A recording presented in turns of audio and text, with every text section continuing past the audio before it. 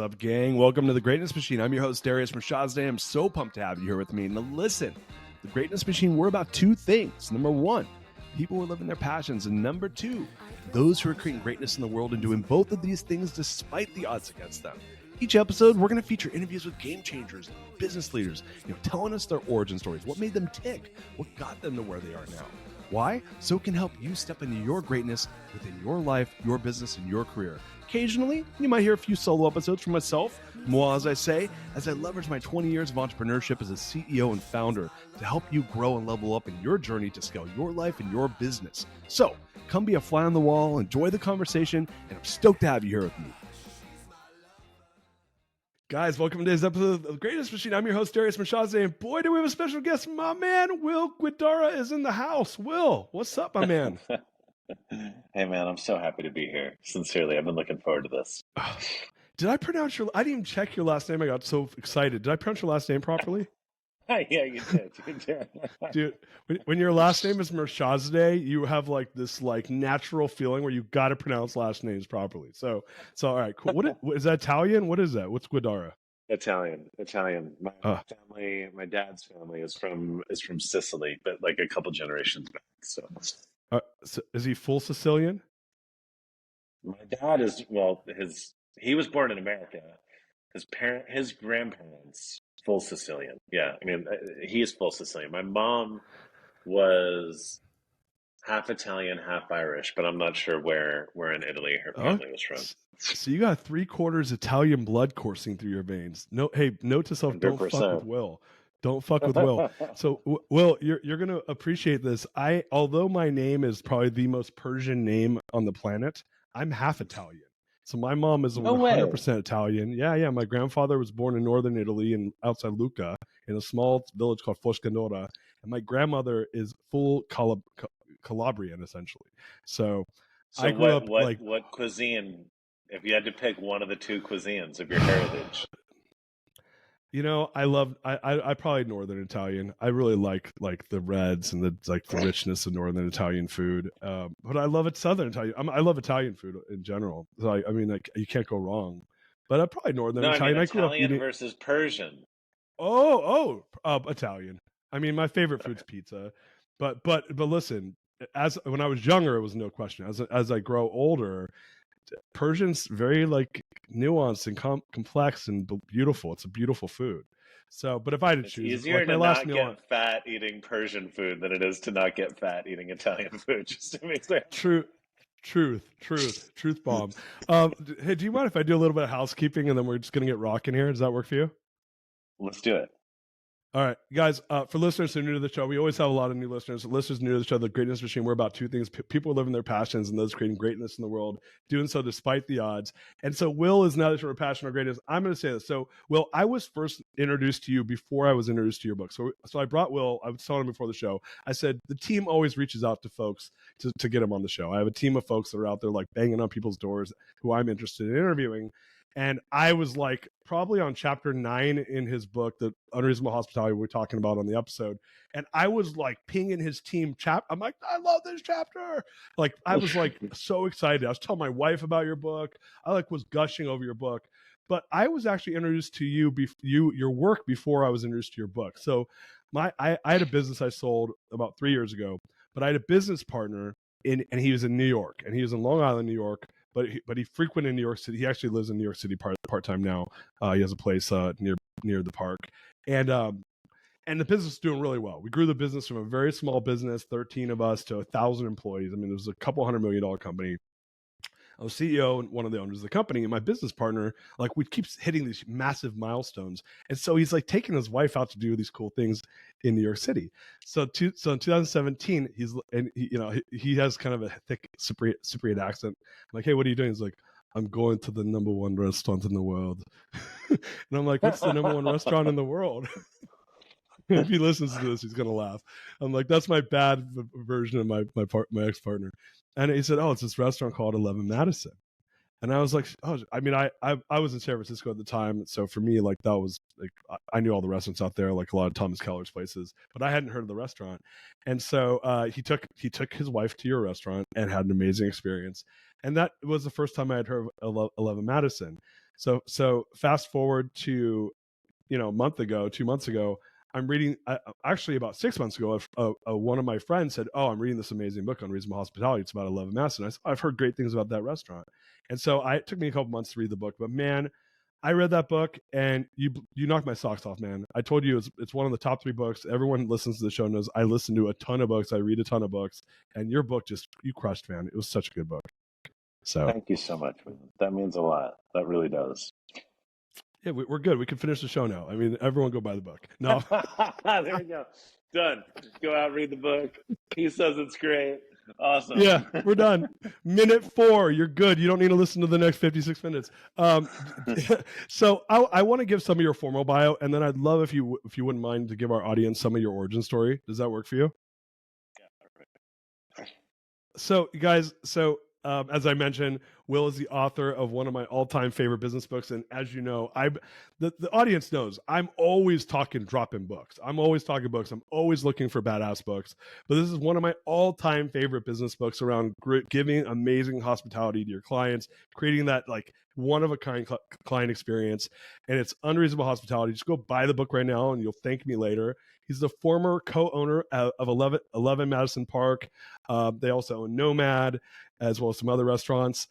It was the 2017 best restaurant in the world, #1 in the world, best restaurant in the world, and that's ranked by the 50 best restaurants in the world rankings.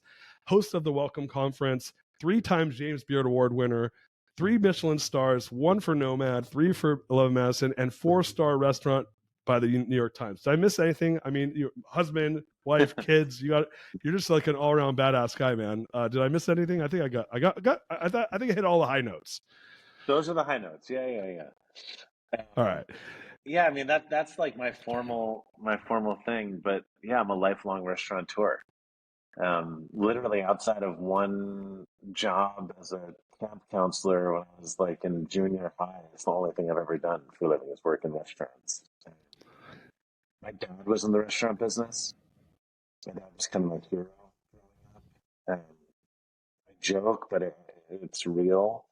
That it probably didn't matter what he did for a living. That's what I would have wanted to do because I was just in awe of him growing up for a number of different reasons. My dad was just like a manly man with integrity and honor and discipline and compassion. And my mom, I mean, you know this, you read the book, but my mom became a quadriplegic when I was a kid. My dad worked restaurant hours and took care of her and me. Um, and so he was in the restaurant business. I wanted to be in the restaurant business. He also, in the restaurant business, you work a million hours. And so, me as a kid wanting to spend as much time as possible with him, I used to go to work with him. And going to work with my dad in the restaurants that he ran, I just fell in love with them. I fell in love with the chaos of restaurants, but more so how with intention and creativity you could control the chaos to the point where it became like the most fertile grounds for connection. Um, I always say that in restaurants, I think we have this opportunity or perhaps even responsibility to create our own little magical worlds in a world that needs more magic. And I discovered that as a kid and literally from the age of 12, that's all I wanted to do. I went to Cornell, studied hospitality there, graduated, worked for Danny Meyer, went on to buy 11 Madison Park from Danny Meyer, used that as the foundation for building a big company, ran that, grew it till we had a ton of employees all over America, um, and then sold it just before COVID, um, coincidentally. And then, up in our little place in the Hudson Valley during COVID, I wrote this book, and it's led to me hanging out with you. Yeah, man. I love it. What do you think about like I mean this is kind of I'm probably I don't know if you've been asked this question before, but do you think there's like a divine intervention around you being introduced to this through your dad and then obviously like you falling in love with this business? I mean, what are your thoughts on that? I mean, I think it's so interesting. My mom situation, in addition to giving me yet another reason to be in awe of my dad, is also, I think, one of the main reasons that I was kind of inspired at a very early age to understand how good it feels to care for others. Um, he was she became sick and became a quadriplegic when I was really, really young. So I don't remember life before it. And because of that, I never really felt bad for myself in that situation. It wasn't like I was like old enough where I recognized what had been taken away from her and me and my dad when she got so sick. In fact, it was the opposite. Like, I remember when I was a kid, genuinely feeling energized and lucky by the fact that I got to care for her. I got to feed my mom. I got to Mm. serve her in a way that no one else got to serve their parents. And I also watched that same thing happen with my dad. I mean, listen, like let's not sugarcoat it. If I could go back in time and change what had happened, obviously in a moment I would, and I would have had a healthy Sure. mom still today. But I think that you get put in these situations in life, and sometimes you need to be intentional about finding the silver lining, and in other cases, it finds you. And because I was so young, I was just on the receiving end of it. But I learned firsthand through caring for my mother and watching the joy my father derived from getting to care for her as well, that that's what I wanted to do for a living. And I found the perfect home in restaurants to do that consistently, day after day, night after night, for so many people. So interesting. Like I hadn't even put two and two together until you just said it right now that growing up serving your mother, like you were there's a sense of hospitality in that environment, and also, and again, it's I don't script too much when I do these shows, so sometimes people I think are very over programmed, and I'm a little bit more improvisational on the show. So I had forgotten about that part of the book, but your mom passed away like right when you graduated college. Is that correct? Yeah. Yeah. So my Yeah. dad actually passed away. Right. My dad passed away like 3 months after I graduated college. Um, and so, Oh, like, what do you think about losing of cancer, actually, of lung cancer? But and he was sick all throughout my college experience. So, like, I think there's something around losing a parent when you're young like that. Now I'm 45 years old now, so my dad died literally 23. Like, I've now lived longer than my dad's been dead. Right, like mm. I've been alive longer than I lived with him. Um, what do you think that? Do you think that? How do you think that changed you as opposed to other people? I see people now, like, we're pretty close in age. I graduated college in 2000. So see Yeah. people like, dude, they still have their parents, right? And so how do you think that changed you in this way, that transformed you in this way? Because you have like an unusual like interest in this hospitality thing, right? This serving others thing, this creating experiences for thing. Do you think it's born out of loss too? Like, what are your thoughts around that? I mean, it's interesting. So the timeline for people listening is my mom was diagnosed with brain cancer when I was 4. The tumor was malignant, so they removed as much of it as they could. Then they used radiation treatment to kill what remained. Radiation treatment was much less refined then than it is now, and so the lingering damage of the treatment rendered her to becoming a full quadriplegic by the time I was, I don't know, 10, 11. Um, couldn't walk, couldn't move, hardly could talk. In fact, I was like genuinely the only person that could understand what she was saying. And when I say that, I mean if I sat with her for 10 minutes, I could decipher a sentence. Hmm. So when she passed was not as significant a moment for me um, as I think the years leading up to that, in Hmm. terms of in terms of how it impacted me. Um, but what I found And listen, like I could get so frustrated. Like when I say that, you sit down with her for 10 minutes to try to figure out a sentence. And imagine how frustrating that was for her. All she wanted to do was talk, and she couldn't get the most simple sentiment. But she would get frustrated. Sometimes I would get frustrated. But I found that if I could prioritize her, and that's become more globally in my head around just this idea of just prioritize others over yourself for some measure of time, the extent to which you could genuinely impact their situation, right?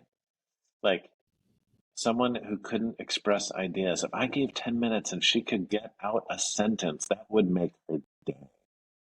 Wow. It took 10 minutes of my day to make her entire day.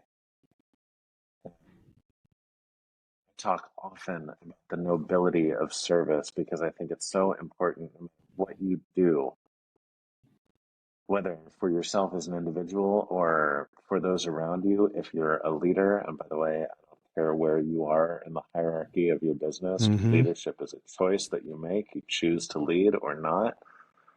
But if you've made the choice to be a leader, you need to name for those around you why the work matters, why you have the ability to positively impact others. Because I don't care how much you love your job, sometimes work sucks. And the only Yep. way for anyone to bring their most fully realized self to the table is if they understand how, even in the smallest of ways, they can genuinely impact other people. And so I would say that serving others is a noble pursuit. How in restaurants in my world, we can help people celebrate, we can give them the grace to forget, we can inspire people through our excellence, or make the world a nicer place just by being really, really nice to everyone that walks through our doors. And that for me is just a part of the fabric of who I am. And a lot of that was inspired by my dad and watching him lead by example and the myriad of ways in which he showed me how to live with integrity. But yeah, to your point, most certainly. Experiencing that firsthand with my mother throughout my formative years, I think helped form me into who I am. I love that, man. I have a question for you. So like obviously you got the start in the business with your dad being in the business, and you expressed that you looked up to him. You got involved with the Union Square Hospitality Group, Danny Meyer's organization, and there's a part in the story where you're talking about working at MoMA at their little gelato stand, and Yeah. it was funny. I was like, because you don't know this, my wife's family is it comes from the restaurant business in two parts actually. One is here in Austin. They started a kind of a semi-famous barbecue place, but the bigger one, which you'll be more familiar with, is through Chez Panisse, through Alice Waters restaurant Oh, in Berkeley. So my wife's aunt, it was essentially Alice's like right hand person, and like oh my Alice God. is very very very involved with my wife's family, so we're friends and stuff like that. And so I grew up watching how Chez Panisse does it. That was my introduction to food. And when I was 24, and like they're like, no, this is how you do it. This is how you take care of people. And I grew up in Hmm. Orange County, California, where like we ate at like chain restaurants and stuff like that. So that was literally my introduction. So it was funny when you were talking about working at MoMA, when you were describing, I think it was the spoon, this like Yeah. beautiful spoon that people were eating gelato with. I could like viscerally imagine like what you were saying and why it matters, and how it's this unspoken show of quality and care that's like when I touch it, it's beautiful and it like gives you a feeling.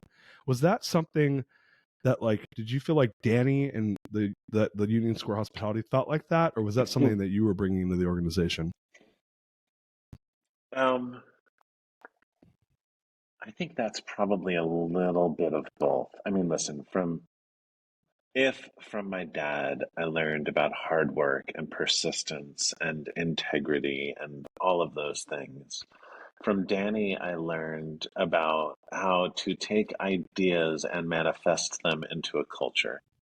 I learned from Danny Meyer like the power of language, clearly articulated language to communicate to everyone inside the company what what our core values were, what our non-negotiables were.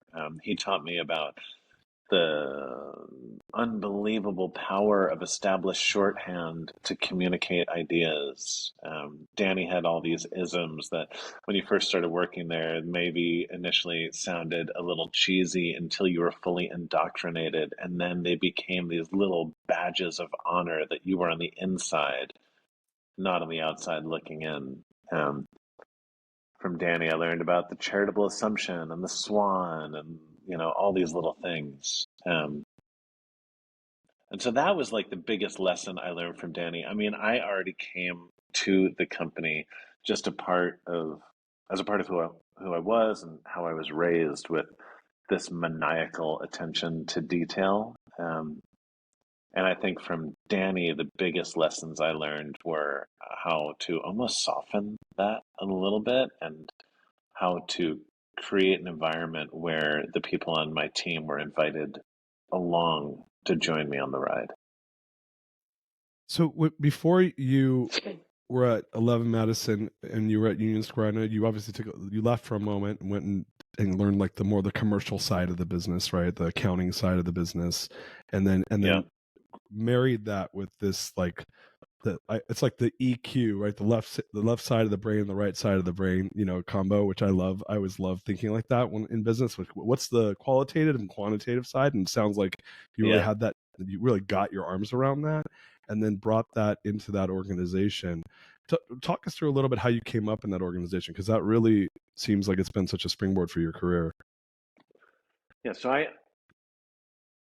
I went to work for Danny because from an early age, I knew I wanted to go into restaurants, but I also knew I did not want to be a chef. I worked as a cook in kitchens because I think it's essential if you want to lead that you have as much empathy for every single person in the organization as humanly possible. And um, if that means a couple summers working in kitchens can get you like even a little bit down the road and having some form of authentic empathy, I think that is time well spent.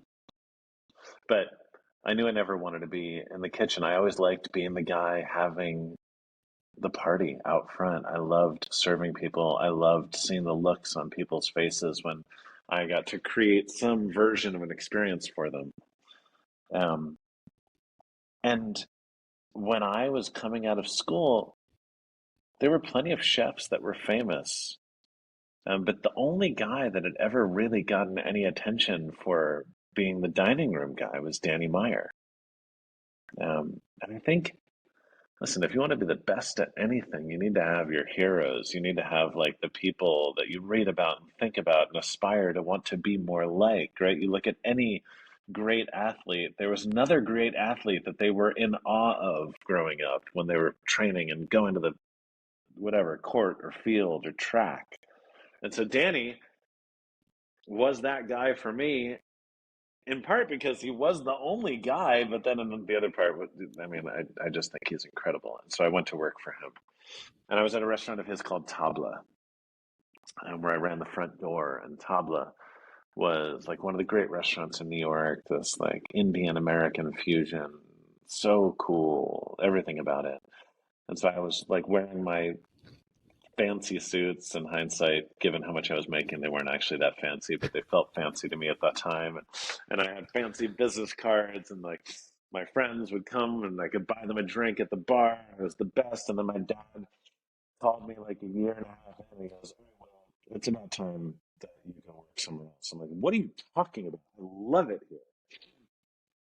And my dad was the one that um, really required that I get a different experience before I settled into Danny's company. He had this whole thesis that there were two different types of companies, those that were restaurant smart and corporate dumb, and those that were corporate smart and restaurant dumb. What he meant by that was, and it is binary, right? You can kind of find your way in between to some extent, but invariably, companies either spend like their highest paid people are either in the corporate office or they're in the customer facing stores. And that was a meta signal to how they prioritize things within the organization. And Danny's company was restaurant smart and corporate dumb for sure at that point, right? There were only 4 restaurants. There wasn't even a corporate office, right? Everyone in the restaurants was empowered, had agency, like acted and were treated like owners, which led to extraordinary restaurants that were less profitable than they could have been because there weren't like those corporate systems and controls that made them great businesses. And so he made me go to another company called Restaurant Associates, which was very corporate smart and very restaurant dumb in the sense that the people on the front line had no empowerment. There was a corporate department in charge of everything. And if you were actually the person serving the guest, you were there just to follow a pre-designed playbook that they had designed on your behalf. And I went there to do accounting and purchasing. My dad wanted me to learn A, the other global approach to running a company, and B, learn it in the most granular back office way such that I could determine which of those environments was right for me and have as well-rounded an education on the job as I possibly could. And I learned 2 things. Well, yeah, I learned a ton about accounting and purchasing, which made me so much better on the business side of things later in my career. But I learned that neither approach was right for me. Also, that I refused to accept that you had to choose between being corporate smart or restaurant smart. And really set out to try to build a company when I finally became an entrepreneur that embodied the best of both worlds. Yeah, I love that, man. You get some example in the book like that I fell in love with, and there's like a design. I built a house here in Austin, and I was talking again with my wife's aunt who worked with Alice, and she calls it the high low, where it's like you have these like signature pieces in your, and like I have a couch. It's like this insane couch. Like you see, it's like you could tell it's a high quality couch, and then like right next to it's like this little table from IKEA that you can't tell anymore that it's like, right, like it's like this like trickery, right?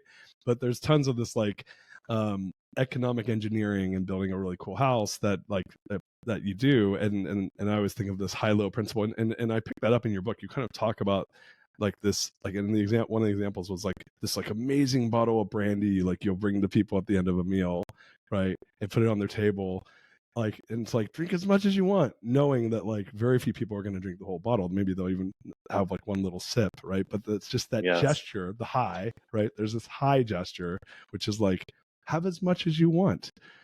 And there's an engineering there, knowing that like most people are not going to take you up on drinking the whole bottle, so it's not really going to cost you that much. So the low is the fact that we know that they won't do that, but the high is the gesture in itself, knowing that you'd be more than willing for them to drink the whole bottle, even though that would cause a bit of a mess if they someone drink a whole bottle of brandy. But talk us through that a little bit, because I picked up on that and I was like, oh, this I totally do this. Like I'll go all in on this one party instead of doing a bunch of rinky-dink things that no one really gives a shit about for my team, for instance, right? But I'll blow their minds with this one gesture as opposed to doing like something little consistently that they don't really care that much about. Talk to us about that. I mean, the what I call it is the rule of 95.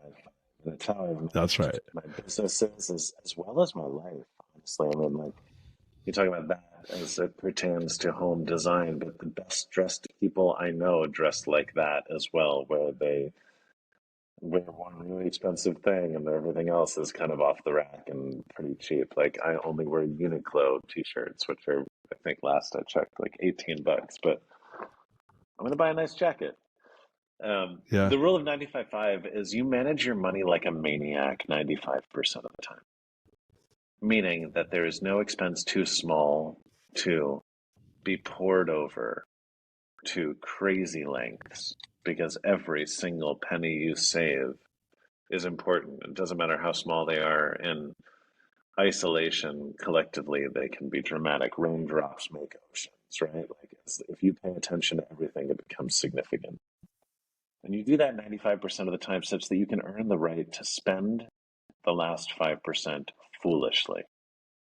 And I put foolishly in quotes because I actually believe that that 5% is the 5% that really establishes your brand, creates memories, engenders loyalty, and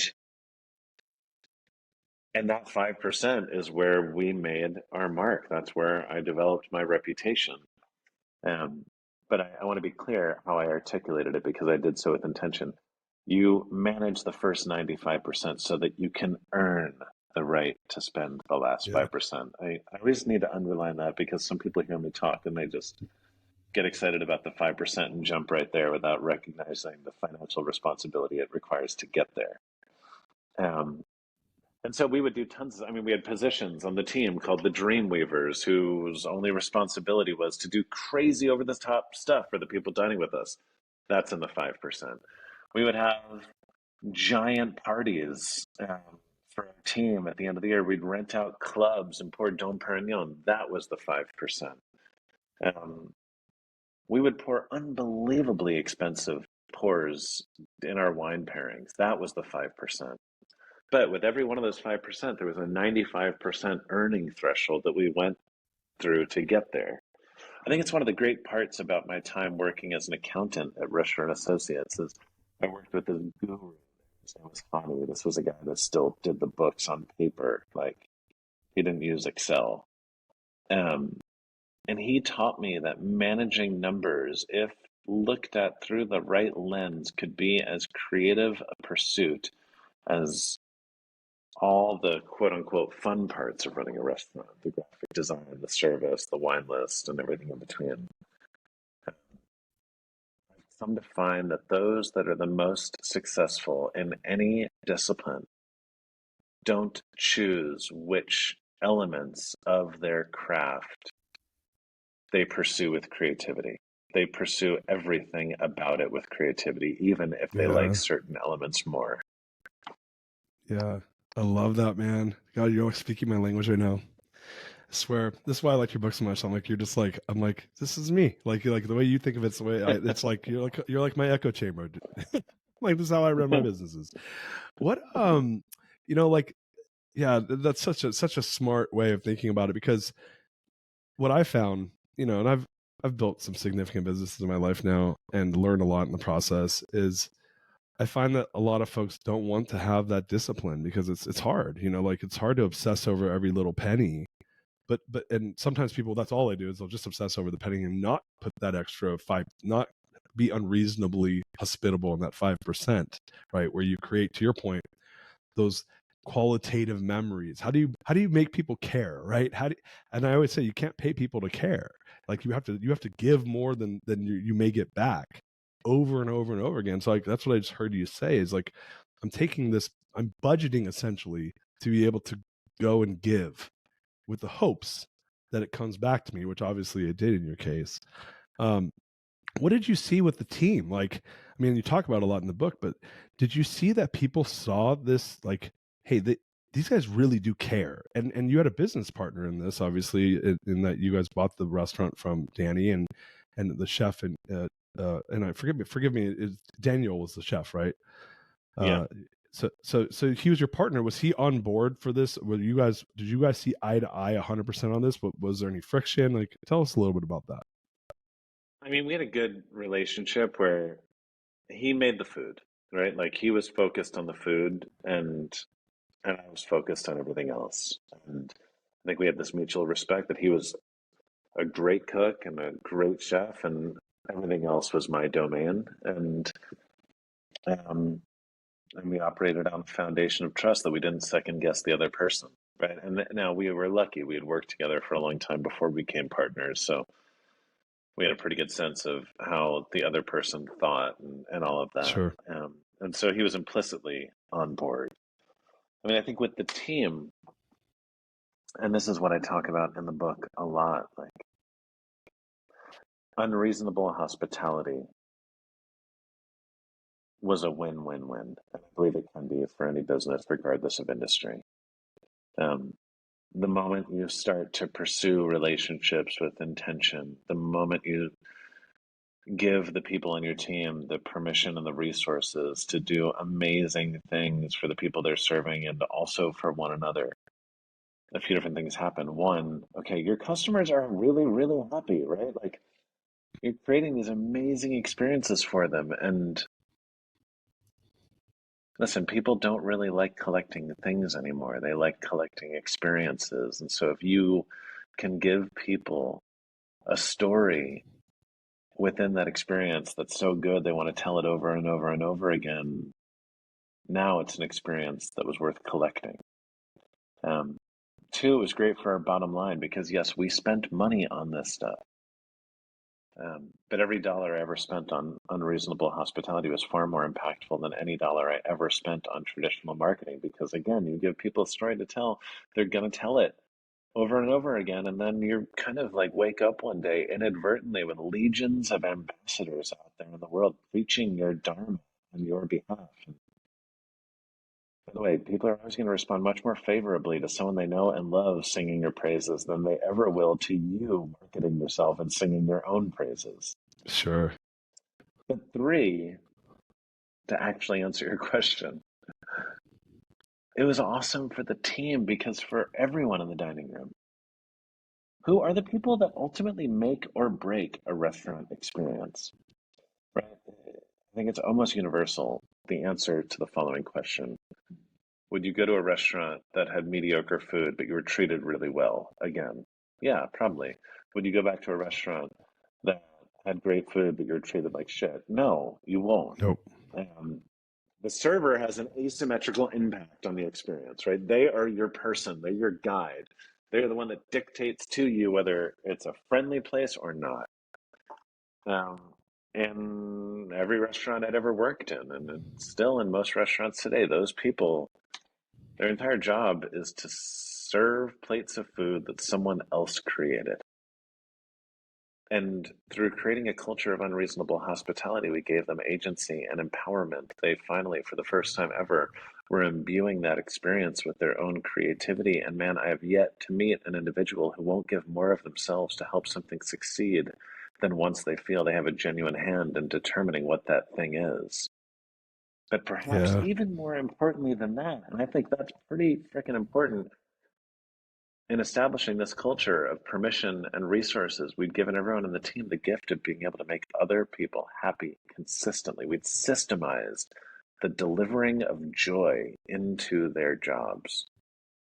And I don't think of many things, I can't think of many things more energizing than seeing the look on someone else's face when they receive a gift you're responsible for giving them. We've given our entire team the gift of being able to constantly give other people gifts.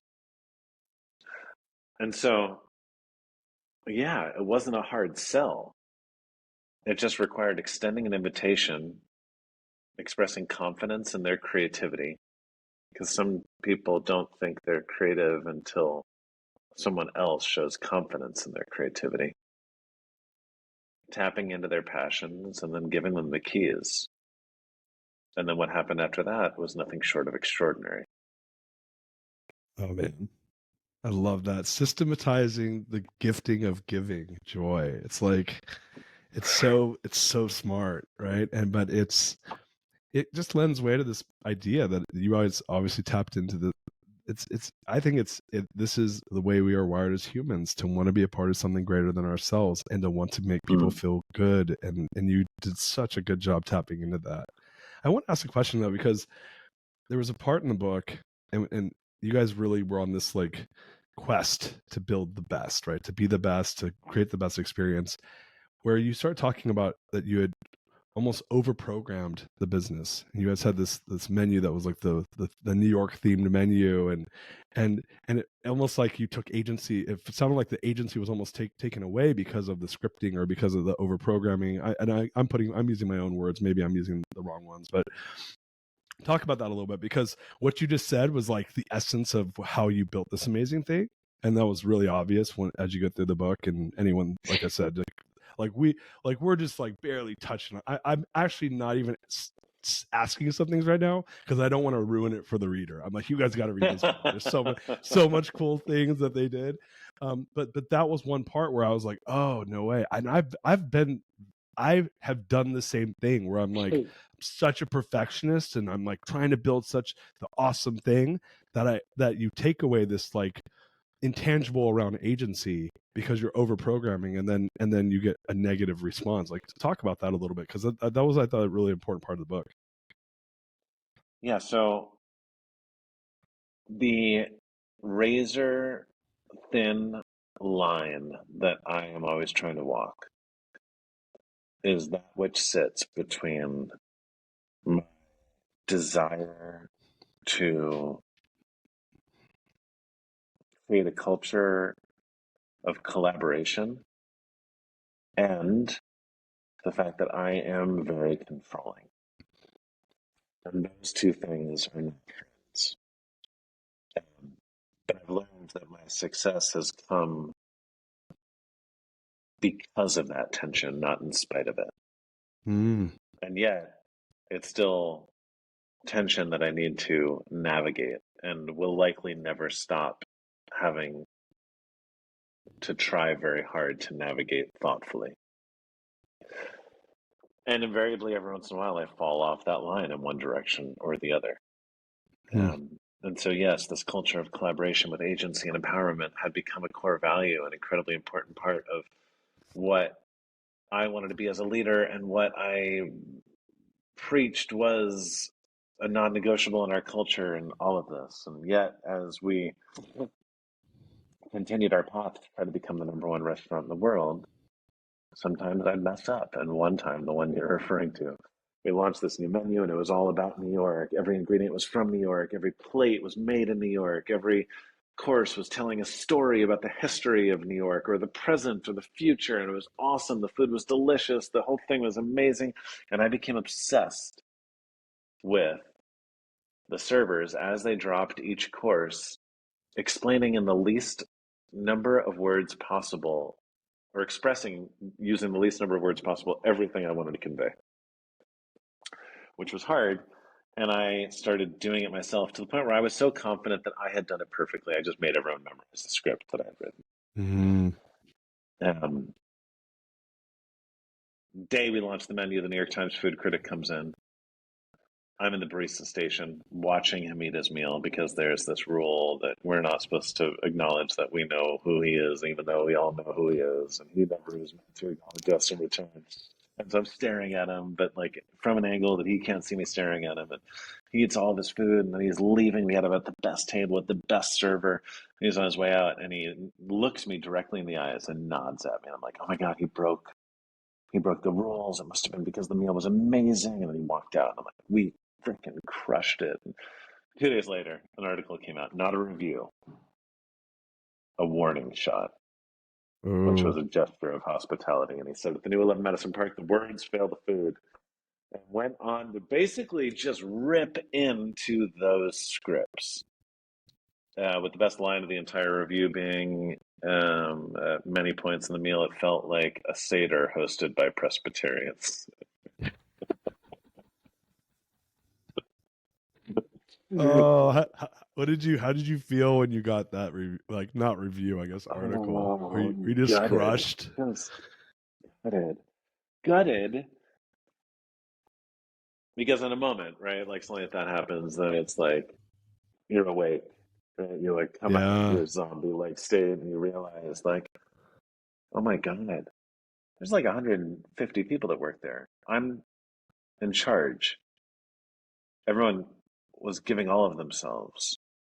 It was Yeah. my mistake that resulted in that. No one else's mistake. My mistake. You owned it. You owned it. I love it, man. Yeah, so I had an all-staff meeting, and I stood up in front of the entire team and said, this is my mistake. I messed this up. I am sorry. Not only have I been making decisions that go against the very culture I'm trying to build, but perhaps even more profoundly, in doing so, I've expressed a lack of trust in all of you. One of the best things that could have ever happened to that restaurant, because in a moment we were galvanized, locked in, aligned. The fact that I had been willing to criticize myself in front of the entire group made them all that much more willing to receive criticism from me. I expressed vulnerability, and well, vulnerability begets vulnerability in an asymmetrical way. And that was like the first step not the first step. We had many steps before that, but in like that last rail to the top, I look at that as a very What year was that in? defining. Like 2012, 13, 14, something like that. Yeah. So 2012, you guys was the first year you guys made top 10, and then you know, in 2010. Oh no, yeah. 2010 was 50, 24. 10. Yeah, you're right. Wow, you're good yeah, job. yeah. So I'm not gonna lie, I just looked it up. And but 2012, you guys made top 10, and then you guys shot up into that upper sphere, 5, 4, 3, right, hovering right around there before, obviously at 17 hitting number one. What was the like? I have two questions here because, and you know, I'm a person that's and I think we come to this age around our 30s, 40s where it's winning the trophy, right? It's like, man, for me, it was I want to build $100 million company, and I remember I was running I had built a company that almost hit 10 million in revenue when I was like not even 30, and then I got crushed and it went to 2 million, and then I was like having lunch with this woman one day, and she was telling me about this guy that was in New York that built $100 million company. They called him the $100 million guy, and I was like, I want to build $100 million company. It was like 2010. It took me 5 years till I did it. So 2015 was when my first company ever hit 100 million in revenue. And I remember I was really excited about it. And then we hit 200 million in revenue like within another year. And then I remember I'm like, this doesn't feel any different. Hmm. And I had this realization. I'm like, I don't think, because at that point I'm like, I'm going to build $1 billion company. And I'm like, well, what am I chasing here? Because this doesn't even matter. Yeah. I'm not going to, I know I'm not going to feel any different. I call it the biggest lie in the world that when I do X, I will feel Y. So I know you guys were on this quest to, so my first question is when you were at this, like, this quest to build this top restaurant and you were on it and you guys were gaining traction and you hit the top 10 for the first time, then you hit top 5, then you're 4, 3, 3, 4, and then boom, hit 1. When you were doing that, were you like, when we do that, like, what did you think you were going to feel? Or like, I mean, obviously, like before you do it, you don't know, but what did you think you were going to feel when you hit number 1 is my first question for you. Well, I mean, what I thought I was going to feel was probably just awesome. Right? That's probably the only thing I really thought about that. Here's the thing. It's patently absurd to say one restaurant is the best restaurant in the world. There's too many restaurants. It's too subjective.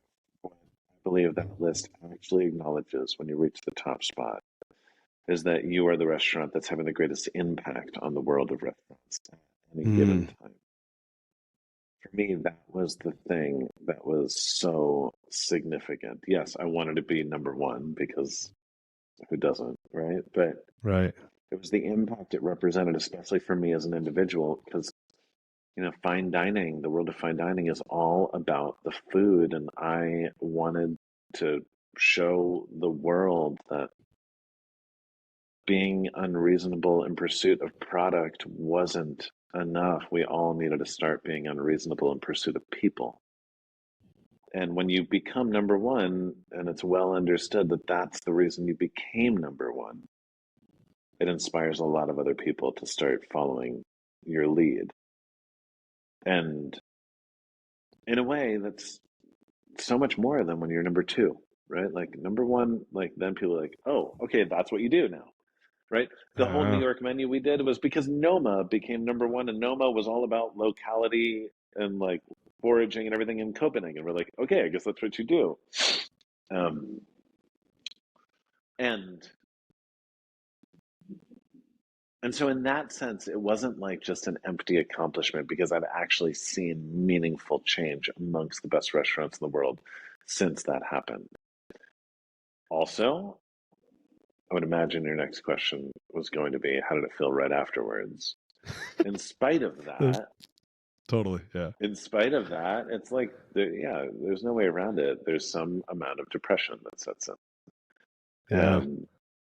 Where do you go Because from when there? you give You know? all of yourself, yeah, and I mean, what I ended up doing was gut renovating the entire restaurant and closing it for 4 months and moving our entire staff to the Hamptons. just because we almost needed a complete reset. It felt impossible, which, by the way, from an economic perspective, is the dumbest thing you can do, because after you get Yeah. that accolade, you can just be full for years and years and years and years. But it didn't even feel like a decision. It was like, okay, that's the end of a chapter. It's time to start a new one. Yeah. But the impact part of the accolade made it much less empty than I think it would have been. In fact, in many ways, like when I go to restaurants and I see the stuff they're doing, which are so clearly out of our playbook then,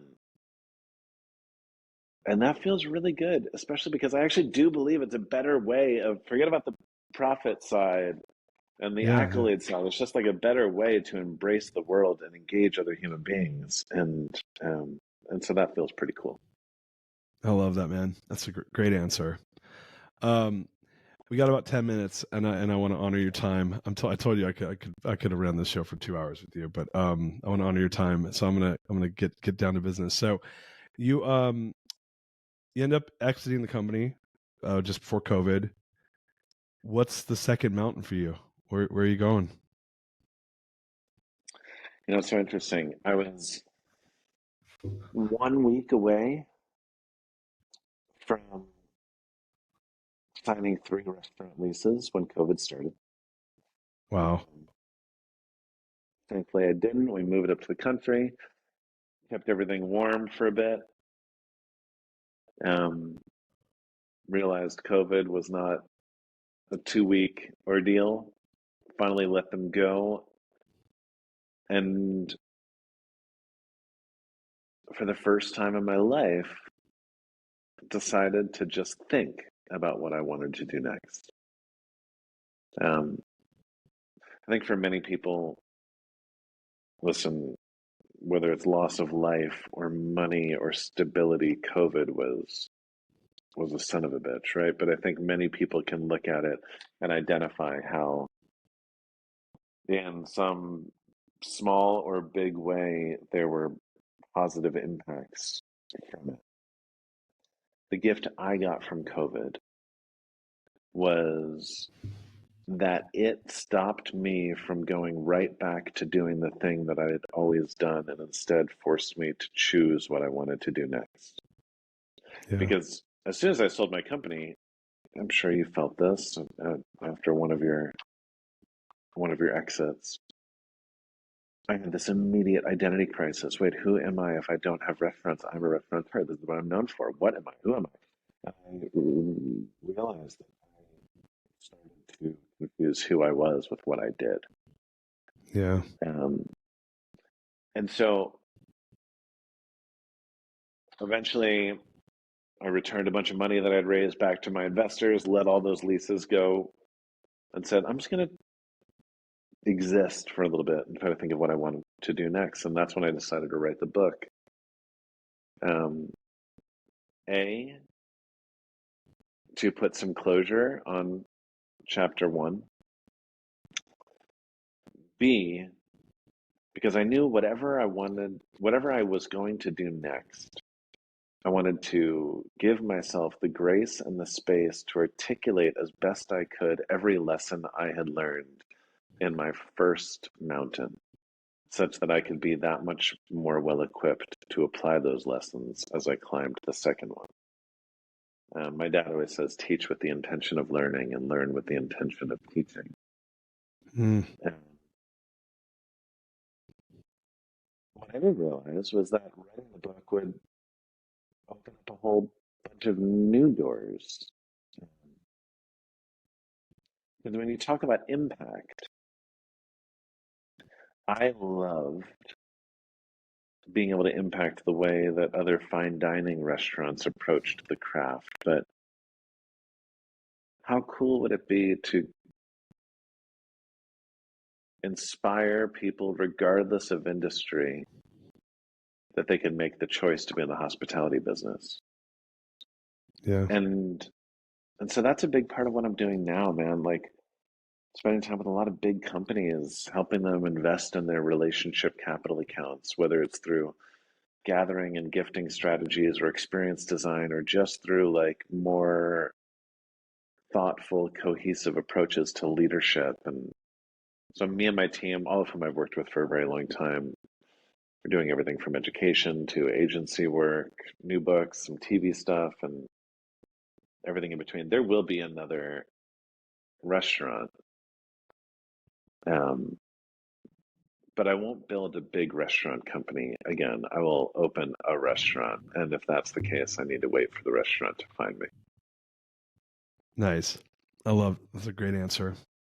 And yeah, when you exit, it's an identity crisis for sure.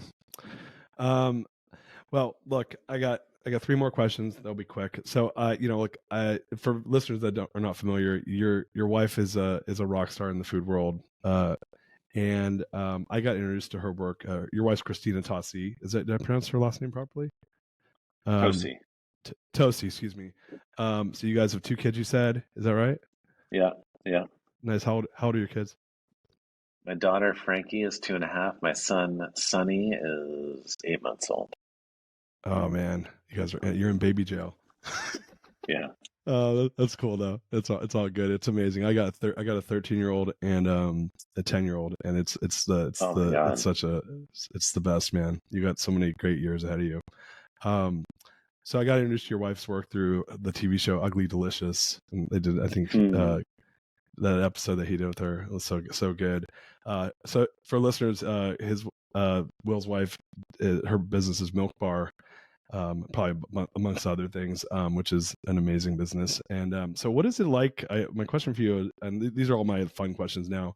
What is it like having, you guys are both in the restaurant business? I mean, is it too close for comfort? Is it where you guys can like be each other's like backstops? Like, what's that like for you being two rock stars in their own right in the business? You know, thankfully, Milk Bar is, for those of you who don't know it, it's like a quirky American bakery that serves like pies and cookies and soft serve and cakes. And we are in the same business, but especially when I was still running fine dining restaurants, as far apart from one another within that industry as you possibly could be. And so I think that always made it work, right? Like Yeah. we weren't in competing businesses. And in fact, I think that I learned from her to take myself less seriously, and she probably never learned anything from me. But we she's freaking amazing and inspiring, and yeah, it works great. And there's no better sounding board for me in any decision I have to make. I love that, man. That's awesome. Congrats. It's hard to find an amazing person to share your life with. It sounds like you guys did that. My second and last question. You're very welcome. My second and last question. This is like literally, I'm like, I gotta ask Will this because he's in the biz, and you're in the greatest city on earth for this question. Like, I'm a pizza fanatic, like fanatic. My Oh, last meal on earth will be a pizza restaurant in San Francisco if someone will go get it for me. What is your favorite pizza place on earth? Are you a pizza guy? You like pizza? I mean, you grew up in New York. I mean, gotta love pizza. yeah. Favorite What favorite pizza place. That's okay. Pizza is too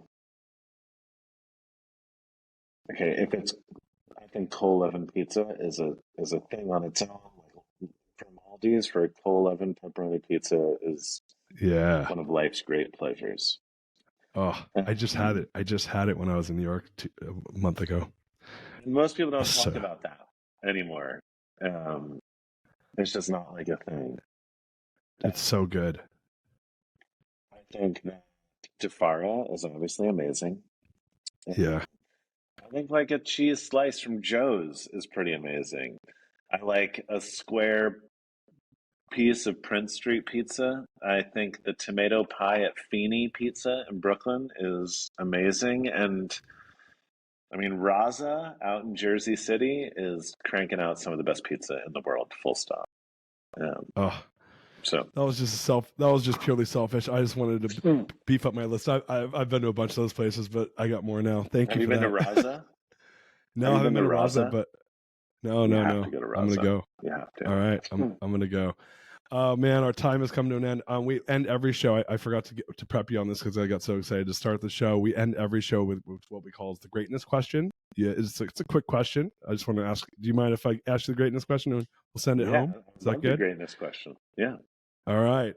You dropped so much knowledge on this show. You probably already answered it, but I'm going to ask it anyway. So, Will, what is the number one barrier to creating greatness that you've overcome in your life, and how did you overcome it?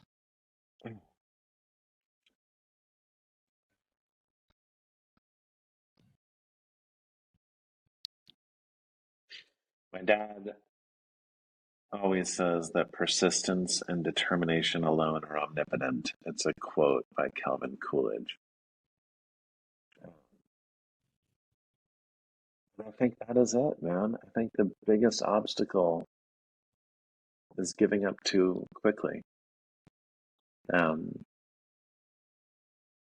don't think we should ever persist in pursuing an idea long past its expiration date. We do need to know when to fold them.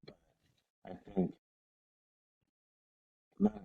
it breaks my heart to think about how many extraordinary achievements were lost because someone gave up just a few inches before they were going to finally achieve what they'd spent so long pushing for. And so that might sound trite, but I really do believe it. Just like stick-to-itiveness. Yeah, I love it, man. Well, Guidara, you're such a stud. I'm so this. I was like, I'm at a loss for words right now, and that's rare. Dude, your energy. I just want to say this. My kid came home with something like a little under the weather today. You have an unbelievable energy that has definitely lifted my spirits, and I'm so grateful for the time together and for all of your kind words. And what a pleasure it's been to spend. Oh, likewise.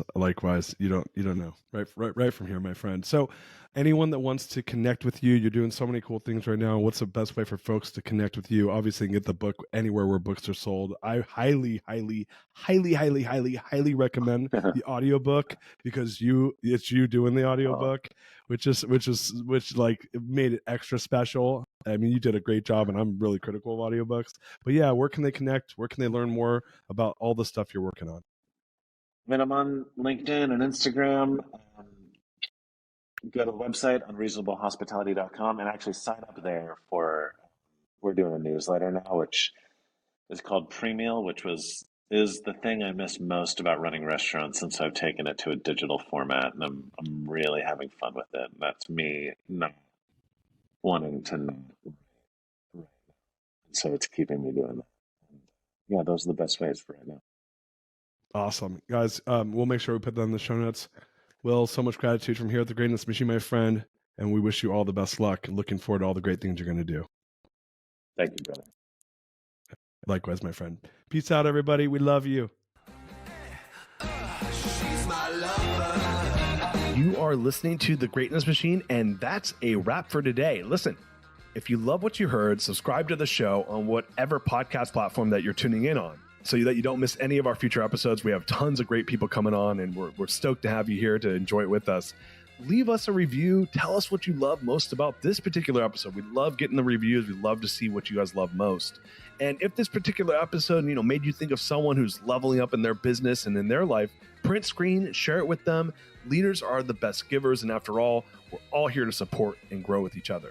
And in case you want to see some of the fun behind the scenes shots or some of the things that we're doing, I'm actually writing about this in my weekly newsletter. Go to www.therealdarius.com and subscribe to my newsletter. We're talking about fun things like business and life and mindfulness and cryptocurrencies and gosh, I don't even know, everything and anything, but it's tons of fun stuff I write about. I try to get it out on a weekly basis. You can subscribe at www.therealdarius.com. And with that said, look, thank you guys so much. I appreciate you. I love you. Peace. We're out of here. See you guys on the next one. She's my lover.